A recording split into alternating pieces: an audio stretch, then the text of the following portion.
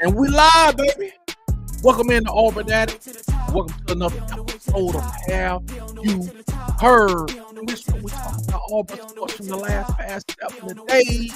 Did I say 77 days? I got my co-host, Nick Frazier, from the Water Cooler Talk podcast. Nick, what you got going on, man? How you feel? I'm good, man. How you doing, man? Everything going good? Nick, we got to bring the Auburn family back.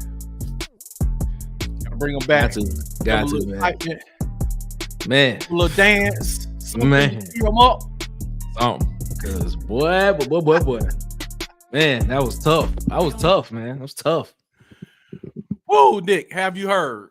Yeah. Have you heard, Nick? And hey, if y'all out there, if you're on YouTube, man, go on, put it in the comments, man. Let's get this thing started, man. We want to talk about it. We want to get you guys mental health straight, man. We want to know how your mental health is, man. Auburn got ousted out of the tournament, man. Man, what? 78-76, 13 seed Yale.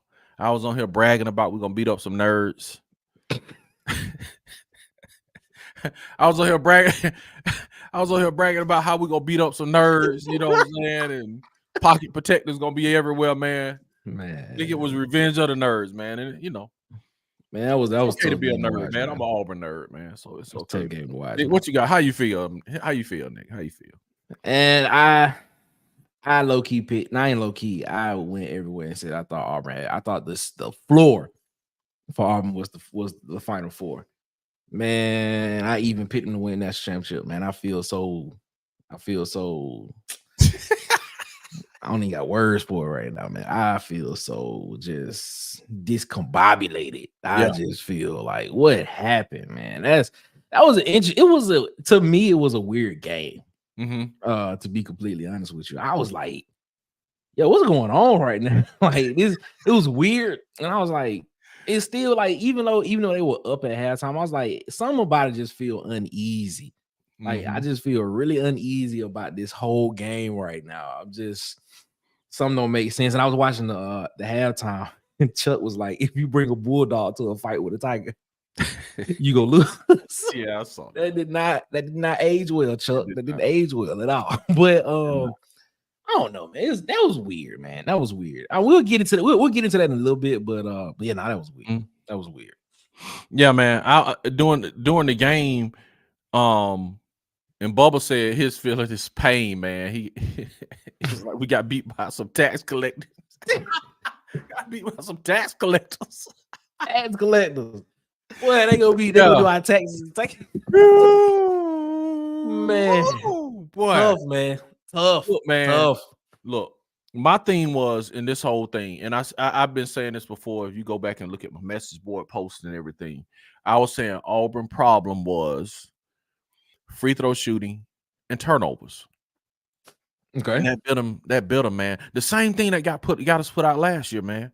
Free throw shooting. You know what I'm saying? And it came down to the wire, and Auburn couldn't pull up in the clutch, man. You know what I'm saying? Let me ask you this, Nick, and I'm asking the chat this. I'm gonna keep asking these questions throughout because I want to know. Okay, I want to ask you this. After that loss, have you watched any more March Madness? Because I haven't. That's how much it kind of threw me sideways. You watched any more March Madness? I watched a couple of games. Okay. Bubba, what about you? You watching the March Madness? I watched a couple of games. Okay. Number two, when I was watching the game, Nick, I was like, this game, honestly, when I was watching, I was like, man, this game reminds me of New Mexico State. Wow. When I was watching it, I was like, the mood and the flow of it, the feel of it, because, dude, I was looking at Yale's bench. Man, and Yale's bench, they were excited. They was in the game. They had their arms locked, bro. They was just, their vibe was different. They panned to the Auburn bench, and it was just somber, just kind of like, man, we walking through a game. We just walking through. You know what I'm saying? It was just like a walk, you know, just like we just gonna come and just beat them, dude. I see where you coming from. I mean, but that game was weird from the jump. I mean, for Chad Baker-Mazara to get, which I don't think that foul deserved to be a flagrant 2 to get ejected. Okay. Like, I don't think he deserved to be ejected from the game. Okay. But I kind of feel like that kind of brought the team down some. But even if it did, I mean, Auburn was still a more talented team, a more deep team, Yes. that should have won this game. And if you look at the history of Auburn, normally in that first or second round of the tournament, one of them games Auburn's always struggle with. Even when you go back to 2019, I think it was the first game they struggled with on their way to the Final Four in 2019, and then from there they just took off and they just had a great run to the Final Four. Man, I don't know, man. That game, Auburn. I say this. If you play that game 10 out of 10 times, Auburn wins the next 9. The next 10. The next 9. They already played the game once. I got you. They play that game 9 more times. They should win. They should win it. That's why I'm not at Yale. But go ahead. Oh man, I'm just saying. Auburn should win that game the next 9 times. You know, they just matched up better. But it was just something about that. And when you in single elimination games like that, you always got to be on your toes because one wrong move, you can be out. Out. And Auburn lost a 10-point lead after halftime. Yeah, this is what it do. 5 of 7 for their last 7 free throws. 2 of them, the 2 that mattered the most at the end of the game. I mean, it's like then 6 turnovers on top of that, dude. Man, that is I don't know, man. I'm so like I'm to the point now. So I'm like, yo, man, I don't know, man. Auburn should have won that game, hurt, man. Like Bubba said, man. He was like, I said the same thing. Major New Mexico State vibes, and for the people already coming in, man, it's like if you we going out the Instagram, we going out to X. You know what I'm saying? So we're going out to those places too. If you want to comment, you got to come to YouTube. For some reason, you guys can't comment from those places. Come over to YouTube, man, because I want y'all to get in the chat, man, so we can talk about this thing. The next question, the question we got now was, did you watch any basketball? Nick say he did. Bubba say he did. I didn't watch any more basketball. That's how hurt I was. You know what I'm saying? I'm kind of turned to football and start looking at some clips of football practice. I'm serious, man. This one, this one broke me from watching. This one broke me from watching the tournament, man. That's how bad. Cause dude, we were just on here last week talking about Final Fours, and we were. Good God, man. We were. Cause I literally said the floor for Auburn was the Final Four, and then I went on another podcast and said Auburn will win the national championship. Yeah, I said man. I'm like, dude. Yeah, Bubba said we need the lurkers to come in here and help us with the vibe. That's right, man. We're trying to lift each other up, man. Trying to Auburn Nation, bro. This is golly, bro. And I said it during the game. I was like, man, this feel like New Mexico State, man. Number 3 is. Let me ask y'all this. Is this loss? Would you categorize this? Which one was worse? This loss to New Mexico State. New Mexico State. Seriously? Yeah, New Mexico State. But okay, let me say this, Nick. For me, I'll say this loss. Why? Because New Mexico State. I'm total opposite. Yeah, the reason I say it is because yes, New Mexico State at that point in period in time, that was the worst. I think the worst loss I may have experienced as an Auburn fan. This one, Jacksonville State. We didn't lose to Jacksonville State. Did we not lose Jacksonville? That was close. You're right. That was close. You're right. It felt like a loss. It felt like a loss. Right. Okay. So they didn't lose. That was a close one. But now with this one, dude, the reason it felt so bad is because, dude, if you look in retrospect, you can chalk that up to Hugh Freeze. It was his first year and all this Philip Montgomery stuff. I'm just saying, what I'm saying is you can make an excuse in order to accept it. You know what I'm saying? And you can make an excuse in this game. No. And this it's Bruce Pearl's 10th year, man. He had a stacked team, bro, with 10 deep rotating in. Yeah, but you can sit here and say Chad Baker-Mazara got ejected. You can sit here and say they was in foul trouble. You can sit here and say the refs weren't calling it. I could blame it on the refs not calling a proper game, because I'm looking at the situation and I'm like, how is this team? He said Go ahead. I'm sorry, man. I'm sorry. Oh, come on. Now. It did not have you ready to stop. Anyway, how could one team have so many more fouls than the other team? Like that kind of threw me off a little bit because if you think about it, Yale was living at the free throw line. Sure. They weren't making they weren't really making the free throws in the beginning at the first part of the game, but they were living at the free throw line. I mean, I think Auburn got I think at the 13 minute mark in the first half, Yale was already in the bonus. Right. I was like, what? What's going on? Like that was weird to me, but I was like, okay, all right, it is what it is. I mean, and that's granted, and this is the next question. So we got a series of questions going.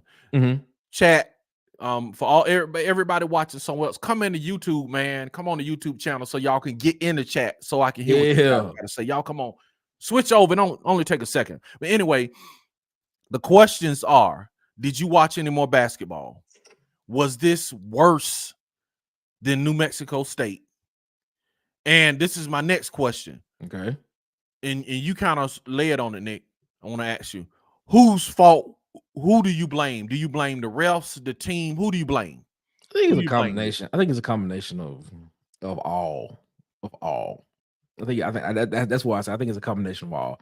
I think, of course, if you look at the way the team is set up against Yale, Auburn's more talented. So on talent alone, even though it was a close game, Auburn should have won that game. They should have. Absolutely. But I also look at it as like, yo, those foul discrepancies were. I'm like, man, like Yale was getting the bonus so fast, and they was getting to the free throw line so quick to where they was getting 3 points. I'm like, yo, like what's going on? And it was putting our guys in foul trouble early. So now you have to reboot of how you want to switch lineups up. Now you got Chaney Johnson playing more than what he normally would play.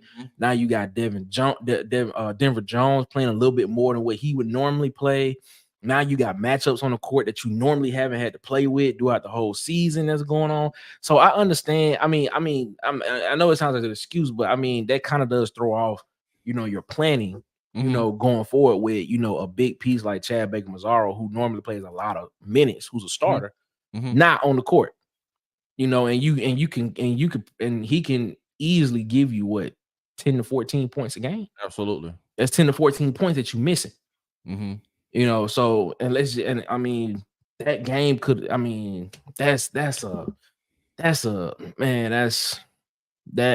was tough. That was tough. So I have to put it at. I have to give it a mixture of all involved. And then of course Yale just played a great game. Yale stayed in the zone. Yale stayed within themselves, and they kept playing, and it worked out in their favor. But we'll see what happened. I think they play today, if I'm not mistaken, later on tonight, or they might have already played. But we'll see what happens though. Yeah, man. It's like I'm gonna be honest with you. I blame Auburn. Okay. I don't blame the refs. I don't blame Yale. I blame straight Auburn. This Auburn fault, man. It falls squarely on Auburn's shoulder. They had the if Yale would have won by two, just running up and down the court, fine. Okay. Bro, you missed 5 or 7 free throws to end the game.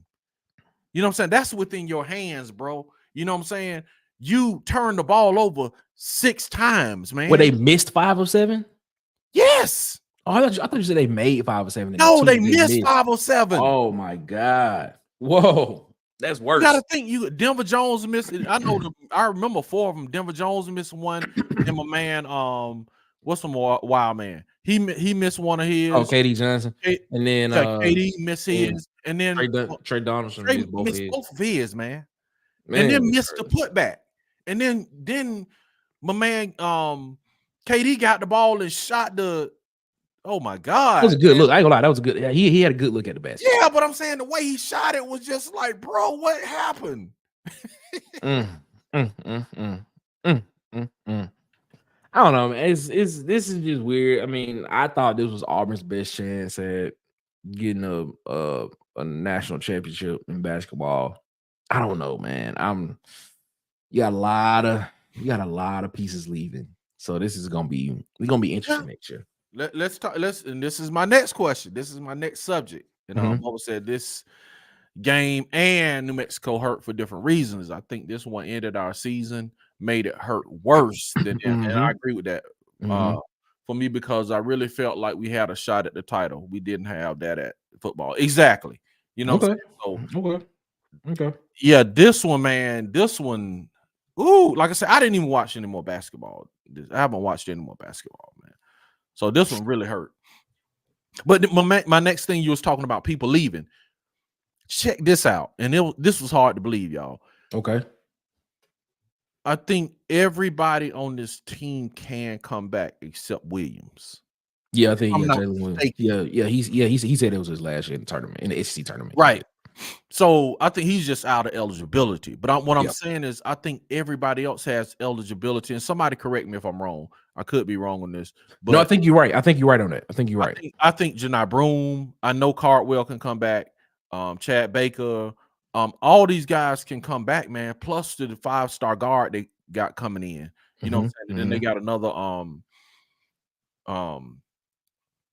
another 3 coming in. So with those, everybody can. I wonder if do you think Broome come back? I'm gonna put it like this. Would you come back if I was Janai Broome? Yes. Why? Janai Broome. I'm not hating on Janai Broome. This is okay, and I want to make this clear from the jump. Okay, set this precedent from the jump. I'm not hating on Janai Broome. Okay, then what are you doing? Janai Broome need to work on his balance. Okay. I mean, it's kind of like it's almost Draymond Green-esque. Okay. If you think about it, like okay, so like I'm using this net. It's like, so if you ever watch Draymond Green play, okay, when he jumps up in the air, he never lands on both feet. Okay. He always lands on one foot. One foot gets kicked out, and he's always accused of kicking somebody or doing something that's extra. Draymond Green's just not. He just doesn't have great balance. Okay. That's how I feel about Janai Broome. Like, okay, for example, on that last putback, the last shot that KD Johnson took. Yep. He was the only one that jumped in the air. Mm-hmm. He had a chance to catch the ball. Mm-hmm. He caught it, came down on the ground, and instantly fell to the ground. Mm-hmm. And the ball came out his hands. Sound like you're talking about KD Johnson, but go ahead. No. I'm talking KD came. KD always falling when he do a layup. No, KD came from the 3-point line. He actually got the rebound and he put it back up. And when he put it back up, Janai Broome was already on the ground. Mm-hmm. Okay. And I think Janai Broome needs to work on his balance. I also feel like this is my thing. He can score down low, but it seems as if sometimes he's fumbling with the ball a little bit when he catch it down there. It's not like a firm grasp for the ball, turn around mid shoulder, or turn around to the baseline, hook shot, or whatever it is. It's always like it's like he's stumbling into it. That's what it looks like to me. So I would footwork and balance is something that I would come back. If I was Janai Broome, I would come back and look at potentially coming and working on. Yes, if I would. He would be the premier center in the whole college basketball, man. If he comes back, okay. I think he would, man. You know what I'm saying? He would have that type of height, man. I just think he needs to work on free throw shooting, and just I don't know how much more you can work on athleticism. It just doesn't. And I'm not hating on him by, like you said, by no reason, because he's, he's a dominant player. My thing is, if he just plays above the rim a little bit more. That's what I'm saying. If he just plays, if he can play above the rim but come down, not fall all the time. It would be great. I think he needs to work on his balance and his footwork. That's just my personal opinion. And securing the ball when he in the paint and where all the trash is and stuff like that. But I'm not a basketball coach. So I just sit back. I just see. Okay. Do you think he comes back? That's a different question. Do I think he comes back? Yes. I'm gonna err on the side of caution and say no. He doesn't. You know what I'm saying? It wouldn't surprise me if he did come back, man. Yeah, that's what I'm saying. It wouldn't surprise me. It wouldn't surprise me if everybody came back. Because one more time, get one more run at it. Yeah, bro. This was a horrible loss, man. Yeah, that was a horrible loss. It's a horrible loss. I agree with you though. I agree with you though. That was a horrible loss, man. So it wouldn't surprise me if everybody comes back. All right, Nick. Let's shift to recruiting and talk about that a little bit. We got an offensive lineman. You got anything on that, bro? I didn't even know about it until you sent it to me today. Okay. I'm just gonna be honest with you. I haven't been I've been busy this past week, so I ain't get a Okay. chance to look at nothing for real. But now I looked at it a little bit. You know, 3-star offensive lineman. Yes, sir. Position of need. He looked like a big guy. Yeah. Look like he projects as a offensive guard, man. Really? Okay, I'm looking at his weight. What is he? 280? Yeah, 6'3", 282. I'm saying 6'3", guard. You know, he's really guard height. How tall is he again? 6'3", 280. Yeah, that's guard. That's inside. To me, That's small to be a guard. Yeah, I'm saying I could see him putting on some weight. You saying I think by the time he get to playing, he'll probably be 6'3", over 300. That's okay. That's the yeah. We need some. We need to not be about immediately. 300. I need to be about 300 in there playing guard. Yeah. Not immediately, man. So I think he's gonna project as a guard. Is he more? Do you think he'll probably be more of a depth rotation player, or is he a starter? Oh, I don't know, man. That I don't know, man. Because he's just like, bro. He's not even out of high school yet. You know what I'm saying? So he the way Jake Thorne is stacking these offensive linemen, it's gonna take him some time to get to the top unless he's that guy. You know what I'm saying? But definitely 6'2", 6'3", 380. He's got to come in and get on the weight program. He got to come in and get it's a little small. Yeah, he need to be somewhere eating every day right now. Yeah, if that's the case, him and Falk the same size. Yeah, man. You know what I'm saying? That's Falk 6'6", 282. Defensive end, you know what I'm saying? That's what I'm saying. That's not good. That's not good. You know, step on the field at that weight, man. And I still think Falk need to lose about another 10, 12 pounds, but you know, it is what it is. But okay. All right. Yeah, so they got my man Tay Buster. You know what I'm saying? I hope he's not a buster. You know what I'm saying? Snap. Not a buster. Not a buster, Tay. Hey, Tay, don't be a buster. Yeah, that's right, man. You know what I'm saying? I hope he's not a buster. So, yeah, we welcome into the Auburn family, Tay, man. Yes, sir. Let me ask you this, man. Let me ask you this, Nick. And we're gonna wrap this thing down to close it up because I just, talked about basketball, you know what I'm saying? Talked about a little bit of recruiting. Let me ask you this question. Okay. I don't know if you saw it. Have you seen the thing with the LSU coach?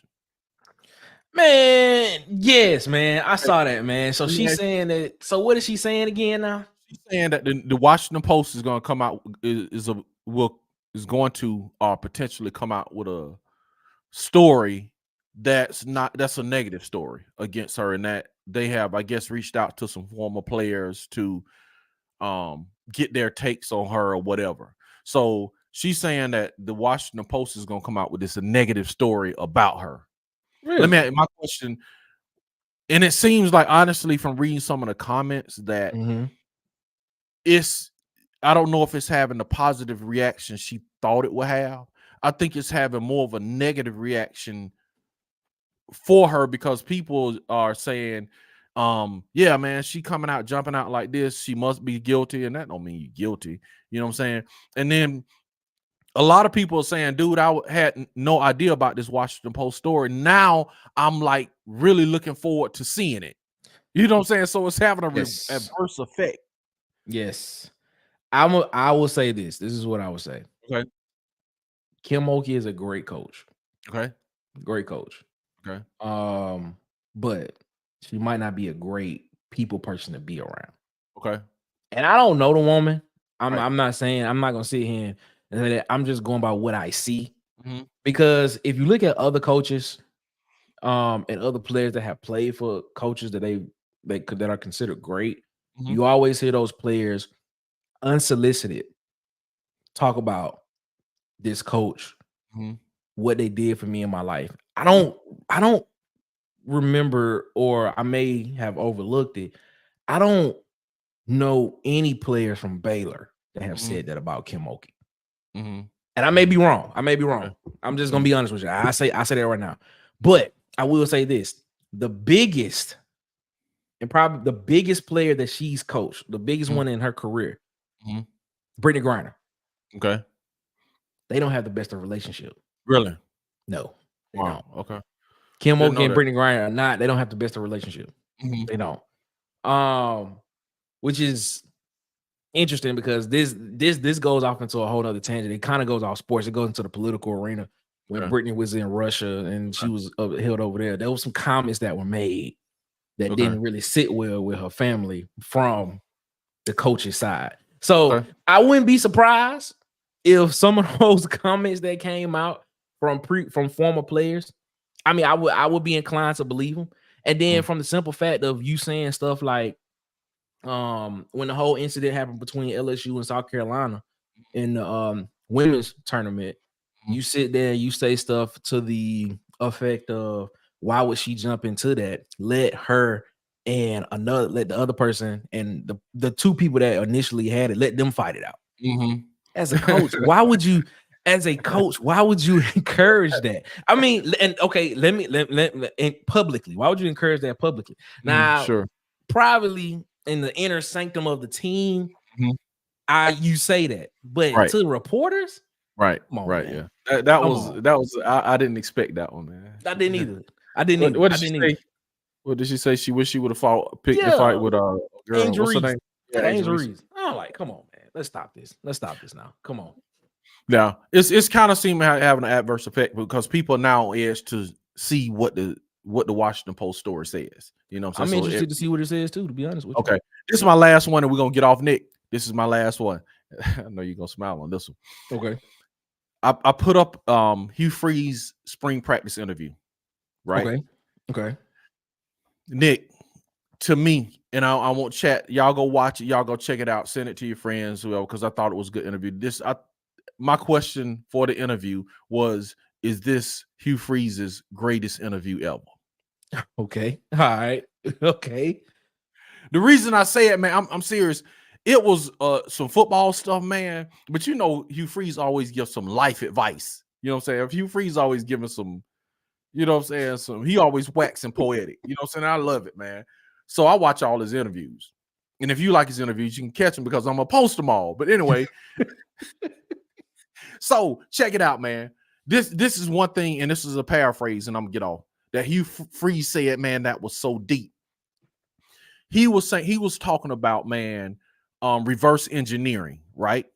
And he was saying, yeah, Hugh Freeze deep, man. Hugh Freeze was talking about reverse engineering. He was talking about what he do with his players, and just say for you, stating your goal. Okay, you state your goal. Okay. And then you reverse engineering and be like, okay, now tell me, what did you do to get to that goal? Right? Just say, for instance, if you hypothetically want to win a Grammy, right? Okay. Say, okay, my goal is to win a Grammy. Okay, so you take that goal, then you reverse engineer it. So meaning you say, okay, I say, Nick, what did you do now to get that Grammy? You might say, okay, I practice on my scale 100 times a day. I took voice lessons. I went in the studio. I made an album. I canvassed this album. I went door to door to every house in the whole, wherever you live, that area. So it's like your words and your bullet points match up with your goal. You feel what I'm saying? So if you state your goal and you reverse engineer it, you should at least have some things that you can say that match up with your end goal. Otherwise, and this is not Hugh Freeze, this is me, and I've told my daughter this. If you have a goal and you reverse engineer it and your steps don't match, then it's just a fantasy. It's not, you see what I'm saying? It's not an attainable goal. You just dreaming. You feel what I'm saying? Okay. And then this was the deepest part right here. Hugh Freeze said he reverse engineered his time spent with his mom and daddy. Okay. This was deep, man. He said, and I'm like, Hugh Freeze, you should just give me something, NIL, for this. But anyway, Hugh Freeze was like, the life expectancy, and this is paraphrasing, in America is like, say, 75. I think that's what he says. Okay. And he was like, his parents are getting up in age. So he was saying he visits his parents maybe like 5 times a year, right? Okay. So obviously his parents may be 70 to 75. So he was like, man, they're getting up in age, man, and it being the life expectancy of what it is. And we all know, of course, you can live longer than that. But he was just basing it off life expectancy. So he was saying he sees his parents maybe like 5 times a year.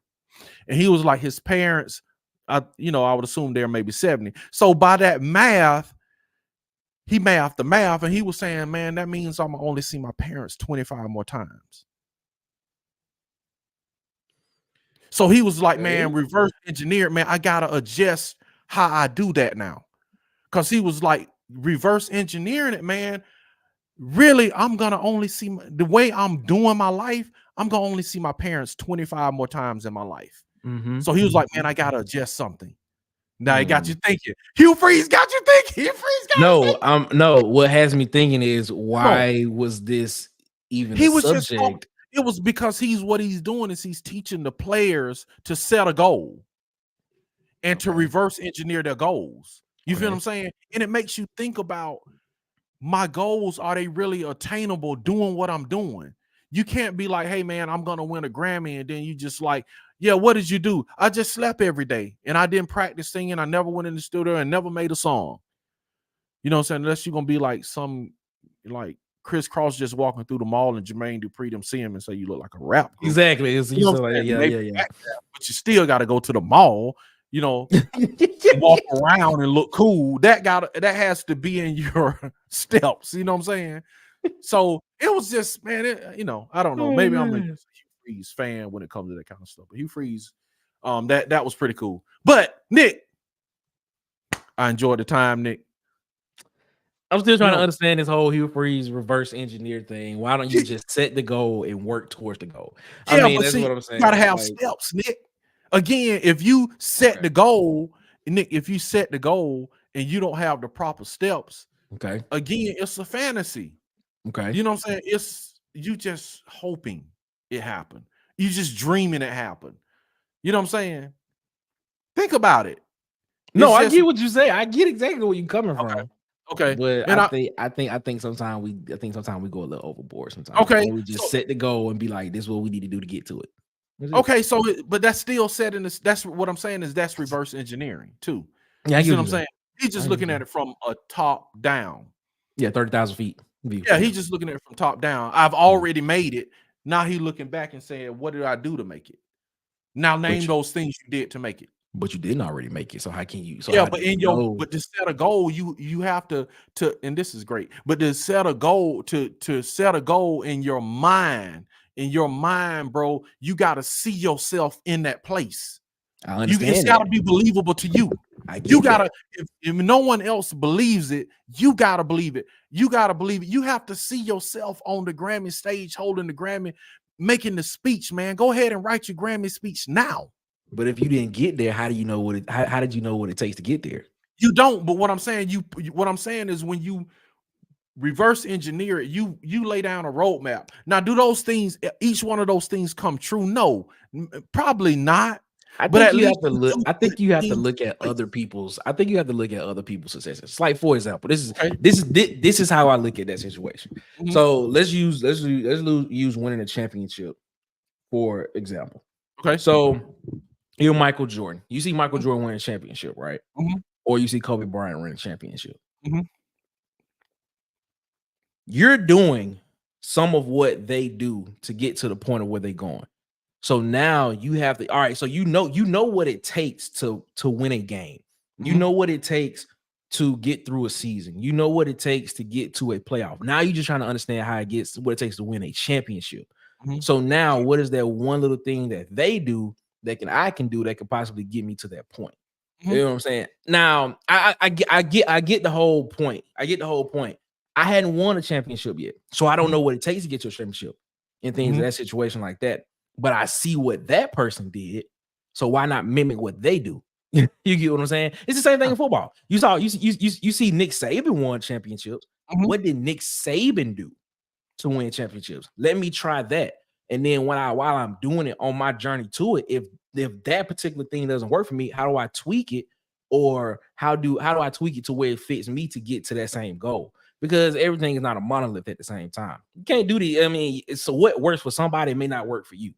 So I agree. I feel where he coming from with it. I agree. But I kind of feel like the reverse part to it is like, how do I do? Yeah, I could see myself losing 100 pounds, but what I need to do. But see, this is the thing. You saying the same thing, Nick. If what Hugh Freeze is saying in your reverse engineering to get a championship, if you look back, what you're gonna state is, hey, I'm gonna do what Michael Jordan did.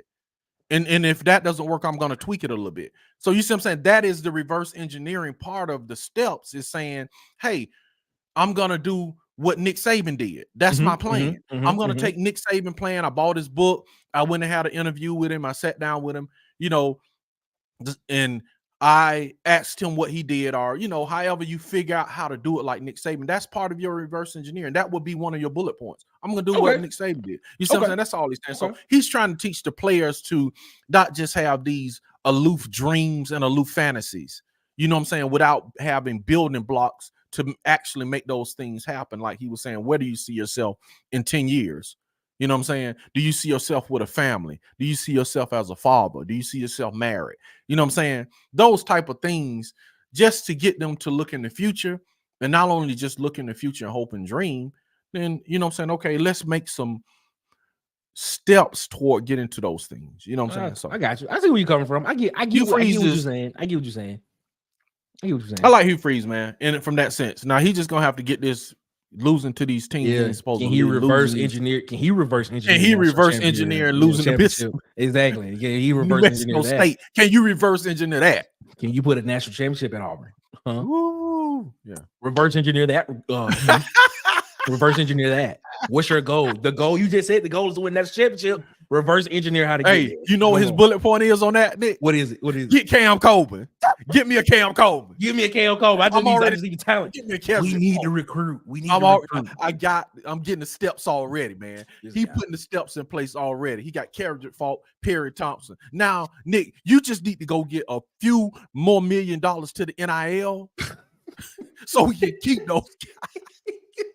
Man, for real, I was listening to the NIL dude talking, man. He was like talking about how, you know what I'm saying, NIL is helping these guys and they got these guys. But then dude was like, yeah, now we got to keep them. So, you know what I'm saying?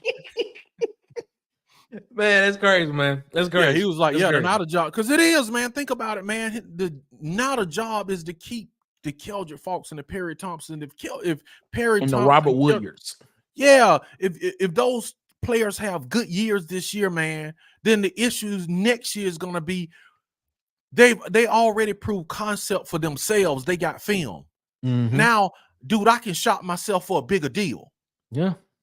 So it's like, you know what I'm saying? Now, dude, when you start accumulating these great recruiting classes, in my estimation, and people in the chat could tell me, in my estimation, dude, you're going to have more NIL money. Because now if you keep stacking the 5 stars, 4 and 5 stars, you got to pay them to come in. And then you're going to have to retain the 4 and 5 stars that are already on the roster. So now you got to have more NIL money. I'm asking you this question. Ask me. Do you think NIL is what it really is? What do you mean? Do you think these guys are really getting that much money? I think some of them are. And I think depending on what school you go to, but like the guy from Auburn said, man, we have honored all of our NIL deals so far. Now, according to the players, and I don't know what that is. According to the players, man, at A&M, they was like, they didn't, according to that one receiver, he was like, A&M didn't honor their NIL. But Auburn said they're honoring their NIL. And that's a good thing. So in the future, Trump said he won too. Trump said he won too, but I'm just playing. I'm just playing, ladies and gentlemen. Just playing. Leave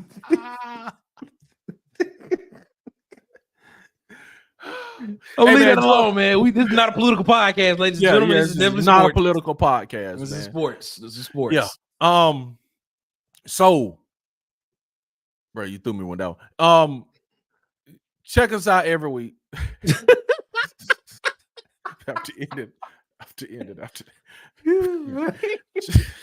Check us out every week on Have You Heard for a new episode. Nick, where can they find you at when you're not on Auburn Addicts and not doing Have You Heard? What can yeah, man. Shout out to Auburn Addicts and shout out to all the people over here. Good people over here at the Auburn Addicts channel. We salute y'all. Thank y'all so much, man. I am Nick Frazier, one half of the Water Cooler Talk podcast, other half Marcus Fitzpatrick, man. We are here every Wednesday in the YouTube streets. At 10 a.m. we drop. Watch the show. Like, rate, subscribe, man. We appreciate y'all. Use the hashtag WCT Pod to help us get the show out there. And if you like listening to the audio version of the show, you can listen to us wherever you get your podcasts: iHeartRadio, Spotify, Google Podcasts, Apple Podcasts. We are there. And follow us on Instagram and TikTok at the Water Cooler Talk. All right. And I am DC Wolf at Auburn Addicts. You can find me on all platforms. And for all you guys who are on other platforms, X, Instagram, man, y'all come on over, subscribe to the channel, man. Y'all come in because we want y'all guys to interact with us, man. We want to know what y'all thinking and how y'all feeling. Hey, you remember that dude? You remember the dude at the Auburn game that was doing that? Have y'all seen that video? This got to be like 2 years ago. He was just in there like, y'all don't remember that? Y'all don't remember that? They caught him on TV doing that. That was funny. That was me, man. I'm gonna be out there, man. We'll see y'all again next week. But have you heard? Say, War Eagle, Nick. War Eagle. Be on the way to the top. Be on the way to the top. Be on the way to the top.